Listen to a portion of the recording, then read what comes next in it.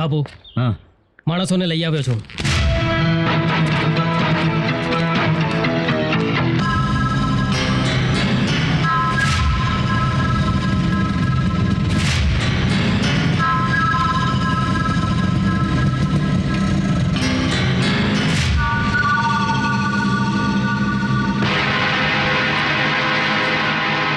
બાપુ, આ તો સામે ચાલીને મરવા આવ્યો છે.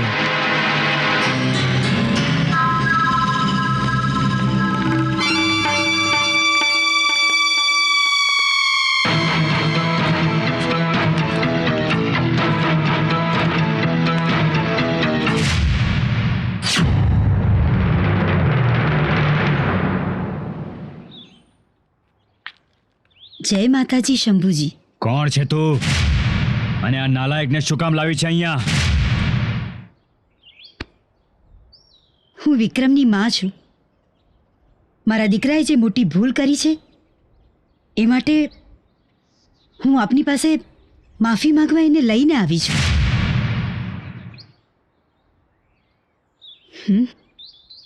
હા શંભુજી, મારી ભૂલ બદલ આપ ખુશીથી માફી આપો તો હું માફી માંગવા તૈયાર છું.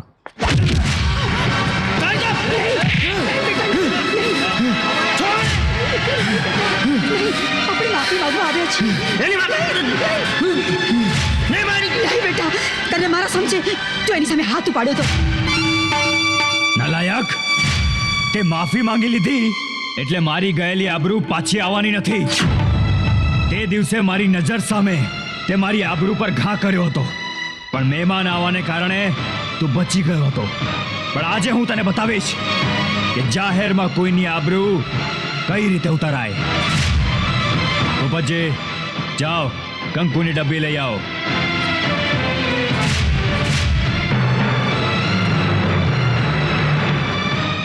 બાપુ, પૂરી દે આ ડોશીના શેથામાં.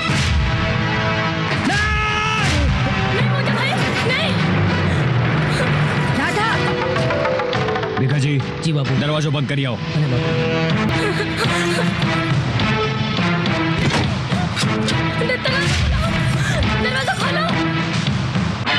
ભૂપાત!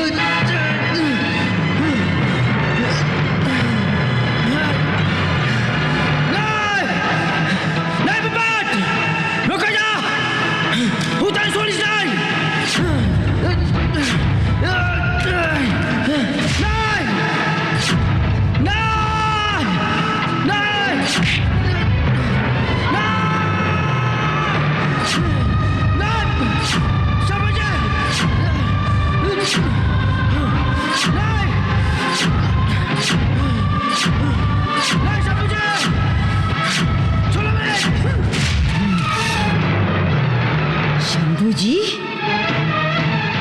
એક વિધવાના સેથામાં સિંદૂર પૂરવાનો હુકમ કરી અને તે ફક્ત મારું જ નહીં પણ આ દેશની દરેક માનું, સંસ્કારનું, ધર્મનું અને સમાજનું અપમાન કર્યું છે. અપમાન! તારી માફી માંગવા આવ્યા એનો અર્થ એ ના સમજીશ કે અમે કાયર છીએ. અત્યાર સુધી તે અમારા ખાનદાનના ફક્ત સંસ્કાર જોયા છે. ખમીર ખમીર હવે બતાવું છું. દીકરા વિક્રમ, મેં તને આપેલા સોગંદમાંથી હું તને મુક્ત કરું છું.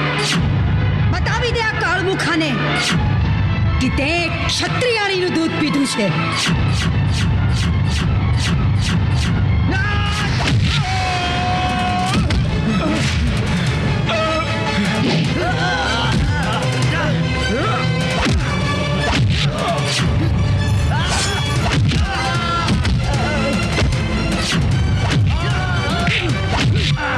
જાઓ, ખતમ કરી દો એને.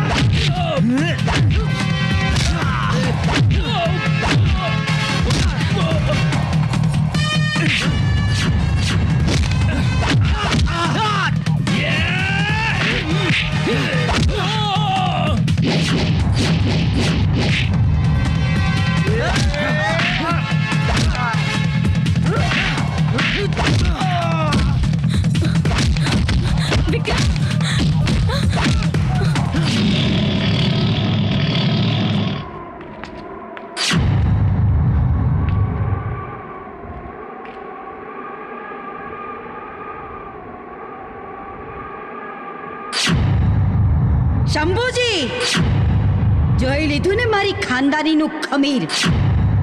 આવી તી તો તારી માફી માંગવા, પણ જાઉં છું તને પડકાર કરીને.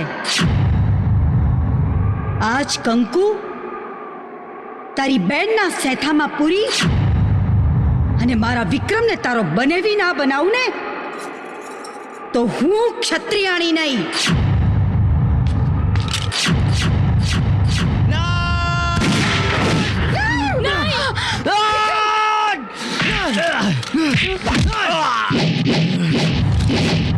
શંભુજી, તે કરેલ પાપ બદલ હું તને અત્યારે પૂરો જ કહી નાખત, પણ જવા દઉં છું એટલા માટે કે મારે મારા થનાર શાળાના લોહીથી હાથ રંગી પાપમાં નથી પડવું.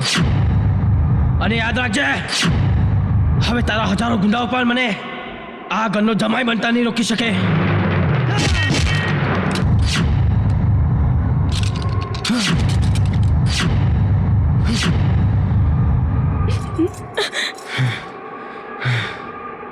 ચાલ માં.